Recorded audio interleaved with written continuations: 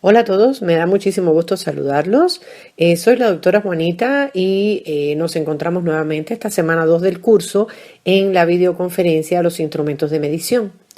La semana pasada espero que haya sido fructífera para ustedes y que hayan aprendido a elaborar actividades de evaluación alineadas, por supuesto, con las competencias a evaluar con el desempeño que ustedes quieren conocer de sus estudiantes. Estoy segura que muchísimos de ustedes ya conocían este tipo de actividades, sin embargo, quizás el matiz diferente lo vamos a ver esta semana, porque las actividades que ustedes hicieron la semana pasada, que hacemos muchísimo, por supuesto, en el proceso de enseñanza-aprendizaje, en nuestra planeación didáctica, esas actividades son actividades para obtener información sobre el desempeño del estudiante, para obtener información sobre si está adquiriendo o no una competencia o una parte de una competencia, una especificidad de una competencia o competencia específica. Y esa información la obtenemos. Sin embargo, ¿cómo la medimos? ¿Cómo podemos transformar esa información en una medida que nos hable sintéticamente de cómo va el estudiante? Eso es lo que vamos a ver esta semana y por supuesto lo vamos a combinar con lo que hicimos la semana pasada. Por tanto, nuestra videoconferencia se llama Los instrumentos de medición y va a tratar 3 aspectos fundamentales. El primero, evaluar versus medir.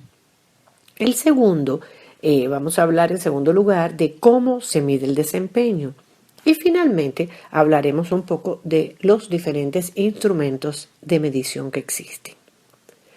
Entrando en la problemática evaluar versus medir, como les decía, la semana pasada ya vimos y construimos actividades evaluativas. Es decir, ustedes ya saben cómo obtener información del desempeño de los estudiantes, cómo obtener información acerca de la adquisición y desarrollo de las competencias que nosotros como docentes estamos esperando que nuestros alumnos desarrollen o adquieran. Sin embargo, todavía, como les decía, nos falta cómo medirlo, cómo transformarlo en una medida. Recuerden que los métodos no son exhaustivos y que lo que vimos la semana pasada es importante recalcar que no es exhaustivo. Que nosotros podemos hacer todos los métodos que nuestra imaginación llegue. Digamos, la cartera de métodos que les propusimos son los más clásicos, los más conocidos, los probados pedagógicamente, pero eso no quiere decir que ustedes no hagan muchísimos más y sobre todo, si lo combinan con estrategias didácticas, aún van a lograr una docencia mucho más entretenida, mucho más fructífera. En nuestro diplomado en formación docente hablamos muchísimo, tenemos un curso entero de estrategias didácticas. Entonces espero que los que lo hayan pasado ya tengan herramientas, por supuesto, para poderlas combinar y hacer actividades padrísimas. Y los que no lo han pasado, bueno, pues los invitamos a aprender un poco más sobre estrategias didácticas. Bueno, entonces, como les decía, esta semana vamos a tomar esas actividades evaluativas que ustedes hicieron la semana pasada y vamos a ver cómo vamos a poder trabajar con esa información que obtuvimos en esas actividades evaluativas para convertirla en cantidades o para convertirla en cualidades que nos posibiliten medir el desempeño de los estudiantes, es decir, que nos posibiliten medir si se ha adquirido o no una competencia, si se ha desarrollado o no una competencia o una parte específica de la competencia o una competencia específica. Y para ello es importante saber que los procesos de evaluar y medir no son sinónimos. Esto es muy importante. Existen relaciones y diferencias notables entre evaluar y medir, aunque muchas veces utilizamos esto de manera indistinta. Sin querer ser exquisita con el vocabulario, sí es muy importante saber en el proceso de enseñanza-aprendizaje, en la pedagogía, en la docencia, que evaluar y medir no es lo mismo. Como les dije en la conferencia anterior, evaluar y medir, nosotros tenemos un curso de 40 horas dedicado a diferenciar, evaluar de medir. Algunos de ustedes ya quizás lo pasaron, los que no lo han pasado también los invitamos a ello porque es muy importante poder diferenciar. Es un curso padrísimo en aprendizaje ubicuo también y que al final construye un PLE con el trabajo colectivo de todos. Bueno, continuando, evaluar y medir no son sinónimos. Existen diferencias notables. Medir es un subproceso dentro de la evaluación. Medir es el momento de asignar o una expresión alfanumérica, una propiedad, un atributo a lo que nosotros estamos evaluando. Esas expresiones asignadas pueden ser números, calificar, eso, como ustedes saben, calificar, saco 10, saco 5, saco 6, saco 9. Puede ser una letra, saco A, saco B, saco C. Puede ser un símbolo, una carita feliz, logrado, una carita no feliz, no logrado. Puede ser una expresión. Por ejemplo, se logró la competencia, se logró medianamente la competencia, no se logró la competencia, etc. Medición es el proceso de asignar a esas actividades evaluativas que nosotros hicimos, poder decir, bueno, la información que yo obtuve del estudiante a través de esa actividad evaluativa, yo la voy a transformar en un número, una letra, una frase, una carita feliz. Y esas reglas las ponemos nosotros, es decir, esas reglas las implanta el que desarrolla la unidad de medición, las implanta el docente cuando hace los instrumentos de medición. Entonces la medición nos va a ofrecer información precisa sobre el desempeño o sobre la característica de interés que nosotros estamos observando en nuestros estudiantes a partir de las actividades evaluativas. Entonces pensemos bien, evaluar es el proceso completo, sistemático, un proceso que empieza desde que empieza la unidad didáctica hasta que termina la unidad didáctica, que empieza a lo mejor con un proceso formativo de una maestría y termina cuando se termina la maestría.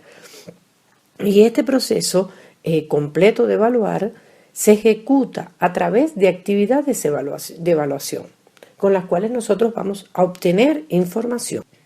Y esta información que nosotros obtuvimos, entonces nosotros vamos a combinarla con instrumentos de medición para poder objetivar a través, como les decía, una medida cuantitativa, cualitativa, una frase, etcétera, el desempeño que tuvieron nuestros estudiantes.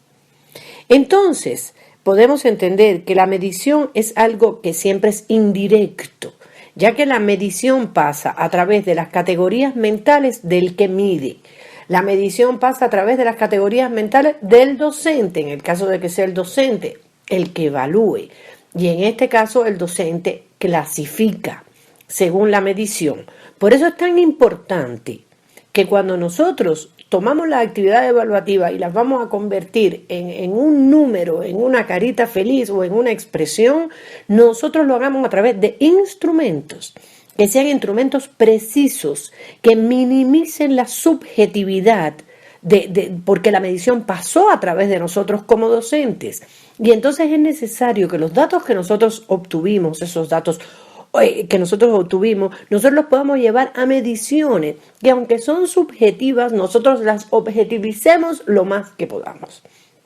Y esto parece simple, pero no lo es. Porque cuando nosotros estamos hablando, cuando nosotros estamos hablando de medir, de evaluar, estamos hablando del desempeño del estudiante. En el currículum nosotros tenemos competencias esperadas o nosotros tenemos competencias que desarrollar, que nosotros como docentes trabajamos esas competencias con los alumnos.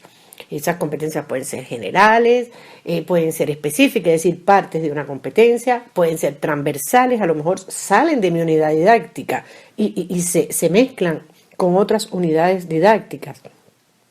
Y entonces, medir el desempeño del estudiante, como ustedes se dan cuenta, es una responsabilidad grande, porque transformar ese desempeño en una medida cuantitativa o cualitativa, decir si el estudiante logró o no una competencia, es una responsabilidad grande, porque nosotros en ese proceso estamos clasificando a los estudiantes. Estamos diciendo, tú sí pasas, tú no pasas, tú sí sabes, tú no sabes. Y eso muchas veces es definitorio en la vida del estudiante. Entonces, ¿cómo hacer? ¿Cómo vamos a hacer? Ya nosotros sabemos que la información la vamos a obtener a través de las actividades evaluativas. Como les dije, eso fue lo que vimos la semana pasada. Y entonces la pregunta es cómo yo puedo convertir esa información en esa medida, en ese número, en esa letra sintética que me permite conocer el desempeño del estudiante y hacerlo de la manera más objetiva posible. ¿Cómo lo hacemos? Lo hacemos a través de los instrumentos de medición. que estos instrumentos de medición nosotros los vamos a asociar con esas actividades evaluativas. Es decir, cada actividad evaluativa tiene que tener junto a él un instrumento de medición de los aprendizajes. Tiene que haber una correspondencia entre la actividad evaluativa y el instrumento de medición. No basta solo con que yo haga la actividad evaluativa. Y ahí quiero detenerme porque eso es lo que hacemos siempre en el proceso de enseñanza-aprendizaje. Decimos así, en la evaluación sistemática y los 3 momentos, y aquí está, y hago mi diagnóstico, y la formativa y la sumativa, y miren todas las actividades evaluativas que hice, etc. Sin embargo, no están en correspondencia con instrumentos de medición. Y no tengo un instrumento junto a ella que me posibilite objetivar realmente la información que yo obtuve de las actividades evaluativas. No digo que todos cometamos este error, pero sí digo que es un error frecuente. Piensen en su propio desempeño y piensen también en el desempeño de sus colegas. Ya entrando en materia directa entonces, vamos a proponerles esta semana 4 instrumentos de medición. Estos instrumentos son las listas de cotejo, las rúbricas, las escalas de rango y las guías de observación. Al igual que las actividades evaluativas con los instrumentos de medición, puede haber muchos más, los que ustedes sean capaces de crear. Nada aquí es una camisa de fuerza. Si una idea importante hay que retener esta semana, es que no puede haber una actividad evaluativa sin un instrumento de medición. Si ustedes son capaces de retener esa idea y aplicarla en su práctica docente, yo creo que este curso ya logró su cometido. Vamos a hablar entonces de cada uno de ellos rápidamente. Para no hacerles demasiado larga esta conferencia, ustedes van a disponer de las fichas de estos 4 instrumentos. ¿Qué son las listas de cotejo? Las listas de cotejo, bueno, ustedes las han visto muchísimo en los cursos. Y una cosa interesante, en este curso, por ejemplo, la semana pasada ya vieron listas de cotejo. Los evaluamos y ustedes se autoevaluaron a través de una lista de cotejo. Esta semana van a ver una escala de rango, que los vamos a evaluar a través de una escala de rango, y también van a ver una rúbrica, y entonces ya van a poder ir viendo ejemplos también que nosotros vamos construyendo en el curso. Una lista de cotejo, ¿qué es? Bueno, lo vieron la semana pasada. Es un listado de aspectos a evaluar, tal contenido, tal capacidad, tal habilidad, tal conducta, etcétera. Y al lado de cada uno de estos aspectos, yo como docente coloco un puntaje, una nota, un concepto, un símbolo, etcétera. La lista de cotejo es un instrumento que se basa en la verificación, o sea, mide a través de la verificación. Este alumno cumple con este aspecto, no cumple con este aspecto, cumple medianamente con este aspecto, etc. Es decir, la lista de cotejo actúa como un mecanismo donde uno va a revisar ciertos indicadores que yo como docente prefijé y que por supuesto se derivan de la competencia que yo estoy desarrollando y que yo quiero medir y que yo quiero saber su desempeño, o de la competencia general o de la competencia específica, ¿ok? Entonces esa competencia que yo estoy midiendo, o ese aspecto de la competencia que yo estoy midiendo, yo lo voy a convertir en un listado de aspectos a verificar, que la suma de todos ellos me va a permitir saber si se logró desarrollar o no esa competencia. La lista de cotejo incluso se puede debatir con los alumnos cuando se crea, a lo mejor no la debato con los alumnos cuando se crea, pero sí se la puedo entregar a los alumnos, y así los alumnos saben perfectamente qué es lo que se está esperando de ellos cuando se hace la actividad evaluativa. Y esta lista de cotejo evidentemente puede medir cualitativa o cuantitativamente, dependiendo del enfoque que le queremos asignar. Y también es importante saber que en dependencia de los aspectos que nosotros coloquemos en la lista de cotejo, nosotros mediremos con mayor grado de precisión o con mayor o menor grado de profundidad. Otro instrumento son las rúbricas. La rúbrica es un instrumento más complejo que la lista de cotejo, porque la rúbrica no es un listado, la rúbrica es una matriz de valoración. La rúbrica es un recurso que nos permite medir los aprendizajes y el desempeño de los estudiantes a través también de criterios, al igual que la lista de cotejo. Lo que pasa es que cada uno de estos criterios se va a separar en una escala de valoración. Es decir, usted va a tener un listado de criterios y usted va a tener una escala de valoración sobre cada uno de esos criterios. Usted va a tener que decir qué requisitos cumple el estudiante para poder tener X valoración en X criterio. como se dan cuenta, es una matriz.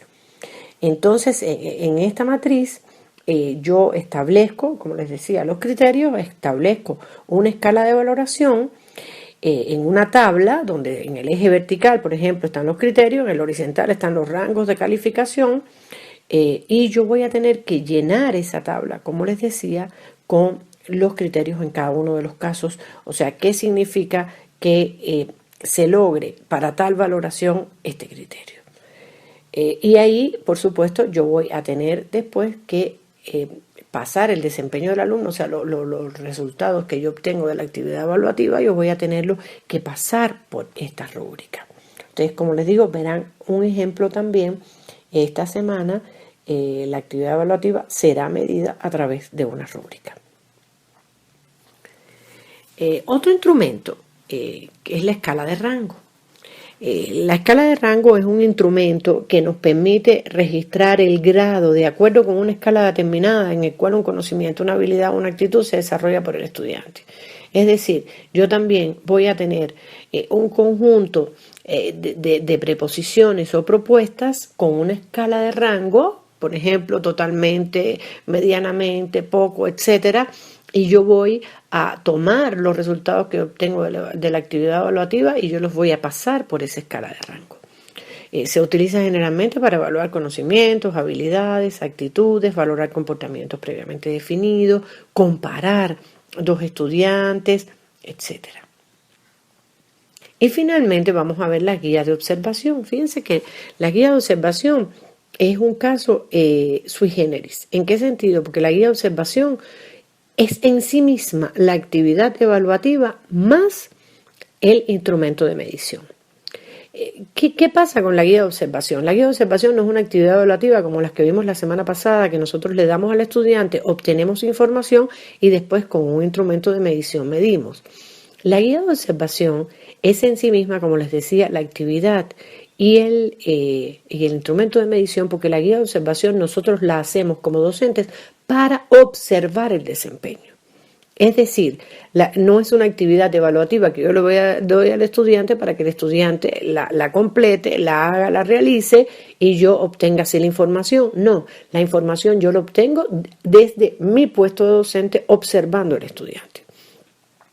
Y esto es muy importante, por ejemplo, porque ustedes saben que muchas veces hablamos mucho más con el cuerpo que las cosas que decimos. Determinadas conductas son mucho mejor observables y que nosotros podemos obtener mucho más información cuando nosotros observamos los alumnos. Pero sí es importante que no observemos a los alumnos de una manera arbitraria, sino que observemos a los alumnos a partir de una guía de observación.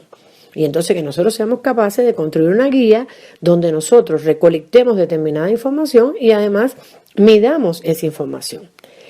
Así, en este sentido, la guía de observación es algo parecido a una lista de cotejo, pero su principal diferencia con la lista de cotejo es que no va a estar anclada a una actividad específica evaluativa que realicen los estudiantes, sino que esa lista de cotejo nosotros vamos a observarla en los estudiantes. Y van a ser, por supuesto, un conjunto de indicadores, pueden ser afirmaciones, pueden ser preguntas, etcétera, que nos orienten el trabajo de observación a nosotros como docentes dentro del aula y que nos señalen cuáles son los aspectos relevantes que nosotros tenemos que observar. Bueno, este es un panorama rápido de los 4 instrumentos de medición que vamos a ver esta semana. De todas maneras, ustedes van a tener las fichas detalladas, también van a poder buscar en internet sobre ellos, también van a poder debatir. Esta semana vamos a debatir en Google Plus, haciendo una comunidad como parte de la experiencia ubicua de este curso. La semana pasada estuvimos en Facebook, esta semana en Google Plus, y así seguiremos en diferentes espacios de manera virtual, de manera que el curso, además de darse en lo virtual, no solamente se dé en el aula virtual, sino se dé de manera ubicua en diferentes espacios. Para concluir esta conferencia vamos a ver un ejemplo. A ver, ¿se acuerdan la conferencia de la semana pasada donde hablamos del ejemplo de conducir, del buen conductor y del mal conductor? Y recuerden que nosotros habíamos dicho que nosotros, por ejemplo, lo podíamos evaluar de la siguiente manera el ser conductor.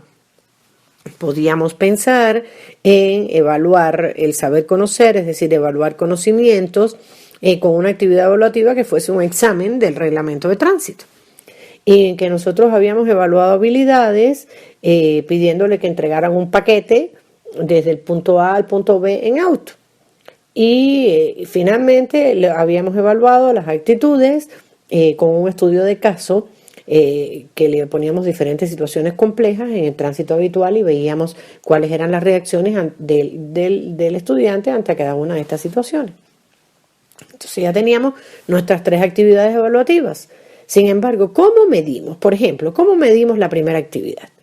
Nosotros en la primera actividad, recuerden, vuelvo a decir, que es un examen sobre el reglamento de tránsito. Bueno, entonces ese examen del reglamento de tránsito, nosotros queremos saber cuáles son los conocimientos que tiene este alumno sobre el reglamento de tránsito. Hicimos un cuestionario. Entonces, perfectamente aquí podríamos aplicar una escala de rango. Podríamos aplicar a este cuestionario un rango determinado, domina totalmente, domina medianamente, etcétera, y a través de una escala de rango nosotros obtener la información y medir la información, pero a través del examen obtener la información y a través de la escala de rango medir la información. Una segunda actividad, por ejemplo, recuerden que nosotros queríamos medir habilidades y les pedíamos entregue un paquete en auto del punto A al punto B. Ahí podemos hacer una guía de observación y nosotros podemos observar qué es lo que pasa entre el punto A y el punto B. O ahí podemos hacer una lista de cotejo con los aspectos fundamentales que nosotros les vamos a pedir que ellos cumplan en lo que se mueven del punto A al punto B. Y finalmente, en la tercera actividad, que es un estudio de caso, en el estudio de caso nosotros podríamos hacer una rúbrica y tener una rúbrica, un instrumento más complejo, pero también la actividad es una actividad más compleja, un estudio de caso, y con esa rúbrica nosotros podríamos a través de esa matriz, por ejemplo, evaluar las diferentes actitudes que ellos tienen ante situaciones complejas de tránsito y esas que nosotros las evaluamos podemos medirlas a través de la rúbrica. Como se dan cuenta, lo importante, repito, la idea más importante a retener esta semana es que las actividades evaluativas tienen que estar en consonancia con instrumentos de medición, que nosotros no podemos solamente obtener la información a través de una actividad evaluativa y calificar, cuantificar, medir de manera arbitraria. Nosotros tenemos que medir de manera objetiva.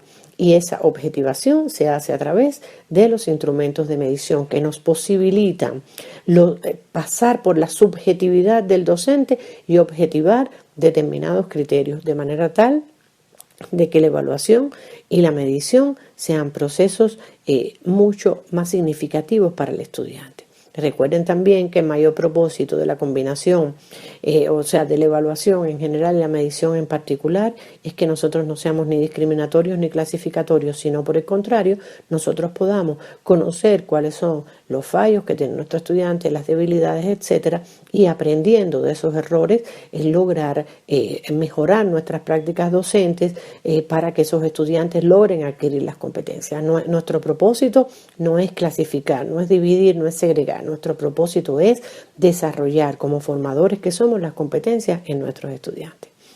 Bueno, con esto termino. Les deseo que tengan una fructífera y provechosa semana, que realmente aprendan muchísimo. Nos vemos en la semana 3 y muchos saludos y éxitos a todos.